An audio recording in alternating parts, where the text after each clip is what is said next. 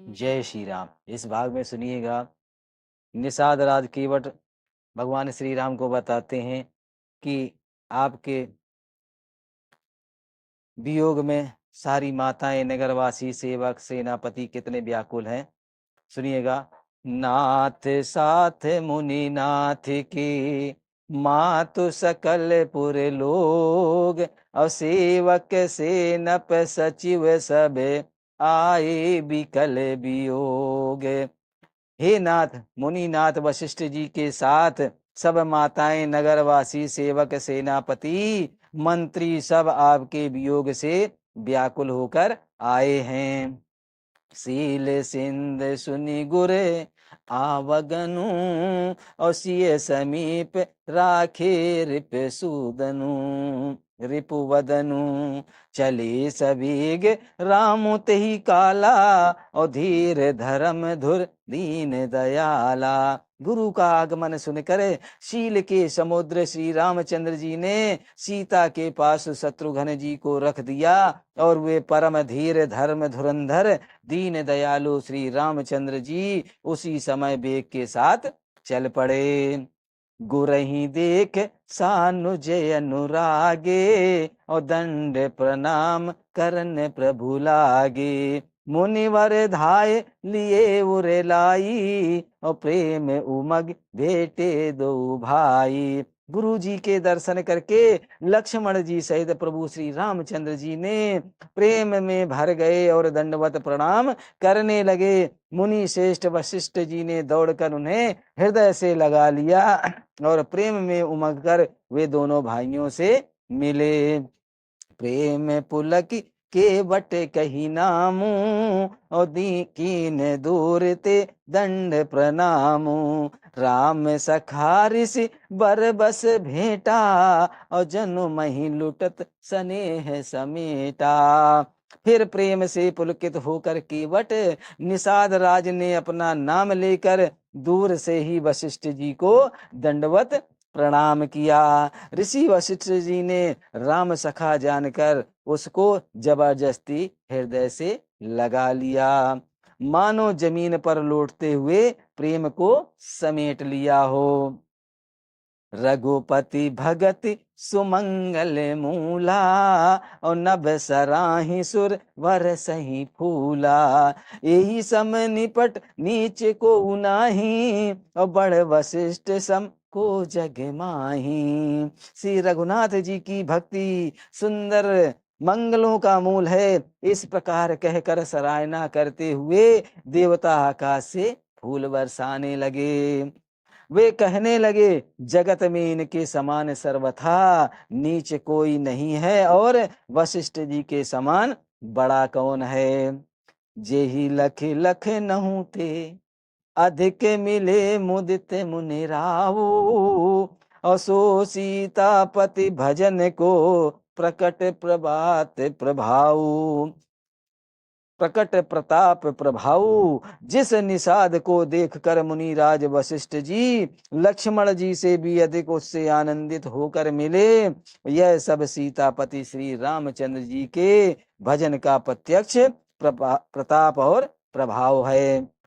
आरत लोग राम सबु जाना, और करुणा कर सुजान भगवाना। जो जेहि भाई रहा अभिलाषी, और तेहि तेहि के तस तस रुख राखी। दया की खान सुजान भगवान श्री राम जी ने सब लोगों को दुखी मिलने के लिए व्याकुल जाना।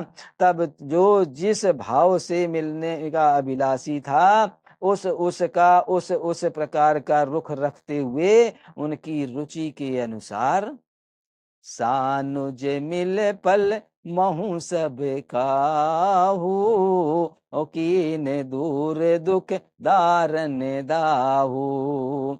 यह बड़ी बात राम के नाही, और जिम घट कोट एक रवि छाही। अब देखिएगा भगवान श्री रामचंद्र जी सबसे किस तरह मिल रहे हैं। उन्होंने लक्ष्मण जी सहित पल भर में सब किसी से मिलकर उनके दुख और कठिन संताप को दूर कर दिया। श्री रामचंद्र जी के लिए यह कोई बड़ी बात नहीं है। जैसे करोड़ों घड़ों में एक ही सूर्य की पृथक पृथक छाया प्रतिबिंब एक साथ ही दिखाई पड़ती है। मिल के बटही उमगे अनुरागा और पुर जन सकल सराहई भागा। देख राम दुखित महतारी और जन सुबेली अबली हिम मारी। समस्त पुरवासी प्रेम में उमंग होकर केवट से मिलकर उनके भाग्य की सराहना करते हैं। श्री रामचंद्र जी ने सब माताओं को दुखी देखा, मानो सुंदर लताओं की पंक्तियों को पाला मार गया हो। प्रथम राम भेटी कैकेयी। अब देखिएगा यहाँ भगवान श्री राम सबसे पहले किससे भेंट कर रहे हैं। प्रथम राम भेटी कैकेयी और सरल सुभाय भगत मति भेई। पग पर कीन प्रबोधि बहोरी और काल करम विद सिर धर खोरी। अर्थात सबसे पहले श्री राम जी कैकेयी से मिले और अपने सरल स्वभाव तथा भक्ति से उनकी बुद्धि को तर कर दिया। फिर चरणों में गिरकर काल कर्म और विधाता के सिर दोष मढ़कर श्री रामचंद्र जी ने उनको सांत्वना दी। भेटी रघुबर मातु सब कर प्रबोध परितोष। अम्ब ईस आधीन जगो काहू न देई दोष। श्री रघुनाथ जी सब माताओं से मिले, उन्होंने सबको समझा बुझाकर संतोष कराया कि हे माता, जगत ईश्वर के अधीन है, किसी को भी दोष नहीं देना चाहिए। गुरतीय पद बंदे दोहु भाई और सहित विप्रतिय जे सग आई। गंगे गौरी सम सब सन्मानी और देही आशीष मुदित मृदुबानी। फिर दोनों भाइयों ने ब्राह्मणों की स्त्रियों सहित जो भरत जी के साथ आई थीं, गुरु जी की पत्नी अरुंधति जी के चरणों की वंदना की और उन सबका गंगा जी तथा गौरी जी के समान सम्मान किया। वे सब आनंदित होकर कोमल वाणी से आशीर्वाद देने लगी। गही पद लगे सुमित्रा अंका और जनु भेटी संपत्ति अतिरंका। पुण्य जननी चरण ही दो भ्राता और परे प्रेम व्याकुल सब गाता। तब दोनों भाई पैर पकड़कर सुमित्रा जी की गोद में जा चिपटे, मानो किसी अत्यंत दरिद्री को संपत्ति से भेंट हो गई हो। फिर दोनों भाई माता कौशल्या के चरणों में गिर पड़े। प्रेम के मारे उनके सारे अंग शिथिल हो गए। अति अनुराग अम्ब उरलाए और नयन सनेह सलिल अवनाए। तेहि अवसर कर हरस विषादु और किम कभी कर मूक जिम स्वादु। अर्थात बड़े ही स्नेह से माता ने उन्हें हृदय से लगा लिया और नेत्रों में बहे हुए प्रेमांसुओं के जल से उन्हें नहला दिया। उस समय के हर्ष और विषाद को कवि कैसे कहे, जैसे गूंगा स्वाद को कैसे बतावे। मिल जननी सानुज रघुराऊ और गुर सन कहो कि धारु पाओ।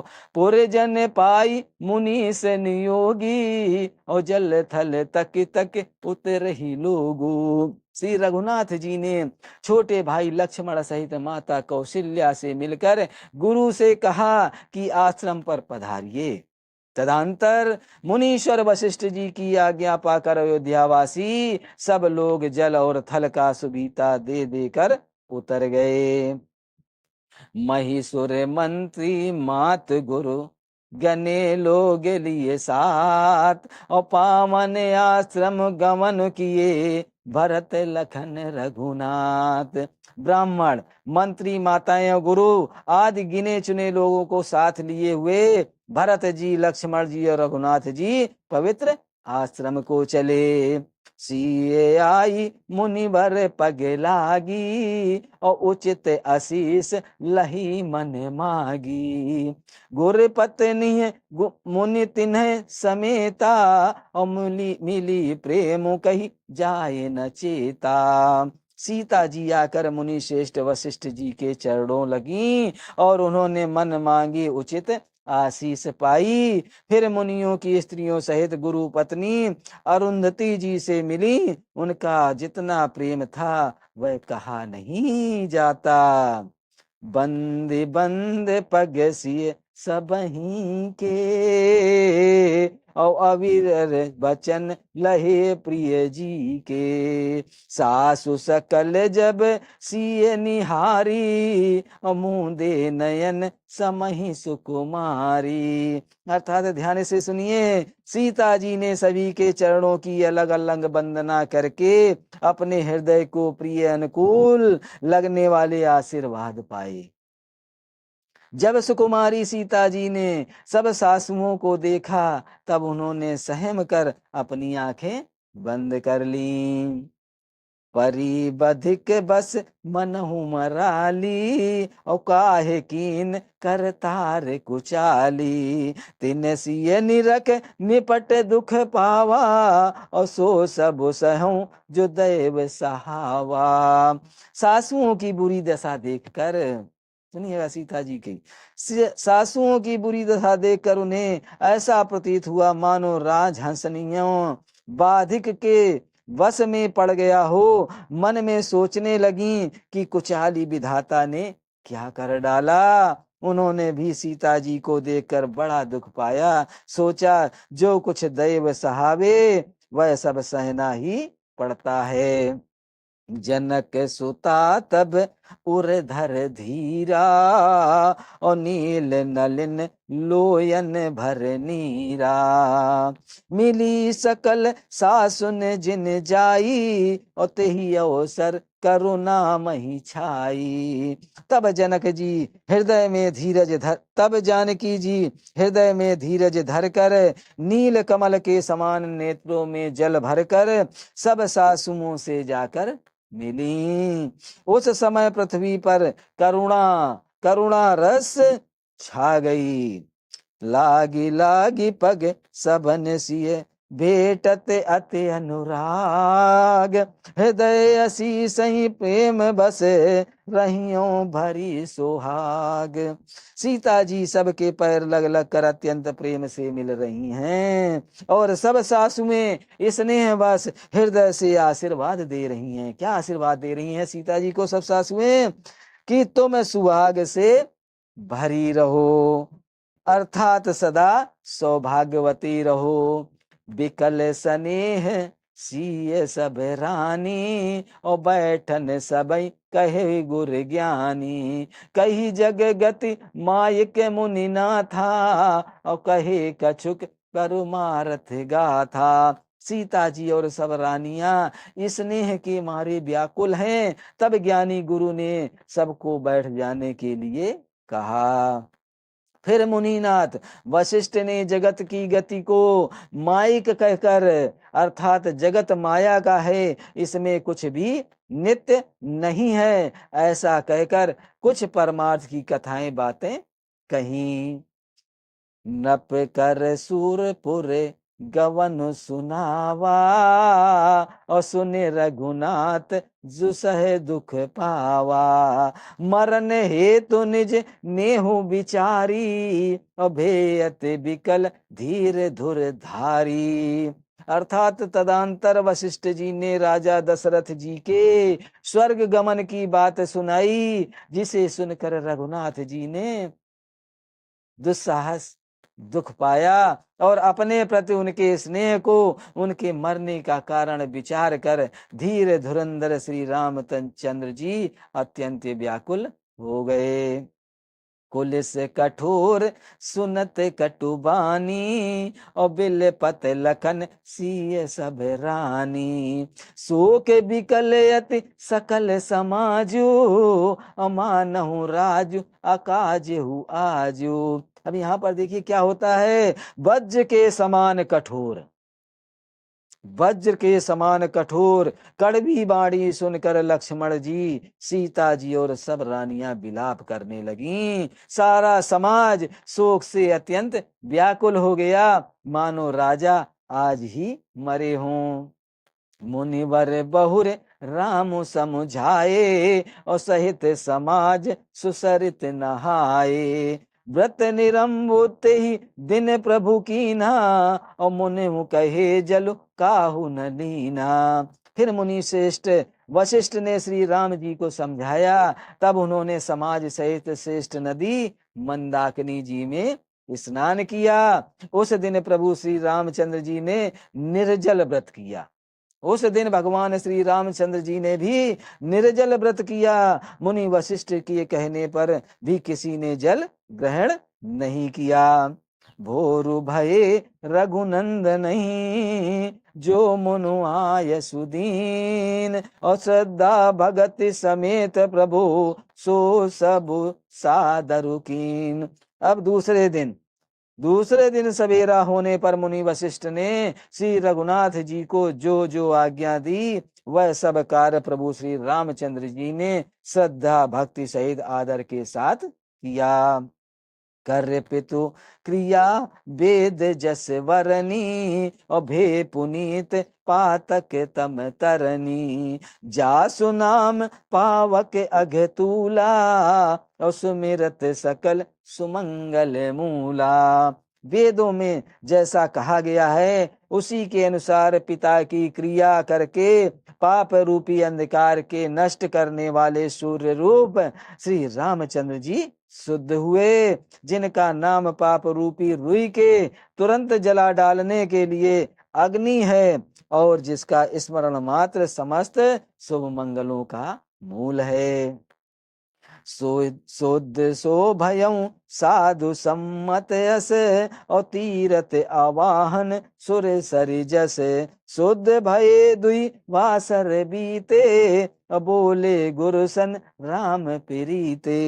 वे नित्य शुद्ध बुद्ध भगवान श्री राम जी शुद्ध हुए। साधुओं की ऐसी सम्मति है कि उनका शुद्ध होना वैसे ही है जैसा तीर्थ के आवाहन से गंगा जी शुद्ध होती हैं। गंगा जी तो स्वभाव से ही शुद्ध हैं, उनमें जिस तीर्थ का आवाहन किया जाता है उल्टे वे ही गंगा जी के संपर्क में आने से शुद्ध हो जाते हैं। इसी प्रकार सच्चिदानंद स्वरूप श्री राम तो नित्य शुद्ध हैं, उनके संसर्ग में कर्म ही शुद्ध हो गए। जब शुद्ध हुए 2 दिन बीत गए, तब श्री रामचंद्र जी प्रीति के साथ गुरु जी से बोले। सनाथ लोग सब निपट दुखारी, और कंद मूल फल अम्बु आहारी। सानुज भरत सचिव सब माता, और देखे मोहि पल जिम जुग जाता। हे नाथ, सब लोग यहाँ अत्यंत दुखी हो रहे हैं, कंद मूल फल और जल का ही आहार करते हैं। भाई शत्रुघ्न सहित भरत को, मंत्रियों को और सब माताओं को देखकर मुझे एक एक पल युग के समान बीत रहा है। सब समेत पुर धारू पाऊ, और आप यहाँ अमरावती राऊ। बहुत कहूँ सब किए ठिठाई, और उचित होई तस करऊं गुसाई। अब क्या कह रहे हैं? अतः सबके साथ आप अयोध्यापुरी को पधारिए, लौट जाइए। आप यहाँ और राजा अमरावती स्वर्ग में हैं, अयोध्या सुनी है, मैंने बहुत कह डाला, यह सब बड़ी ढिठाई की है। हे गुसाई, जैसा उचित हो वैसा कीजिएगा। जय श्री राम। आज की रामायण यहीं पर समाप्त होती है। आगे का भाग सुनने के लिए हमारा आगे का भाग जरूर सुने। जय श्री राम, जय श्री राम।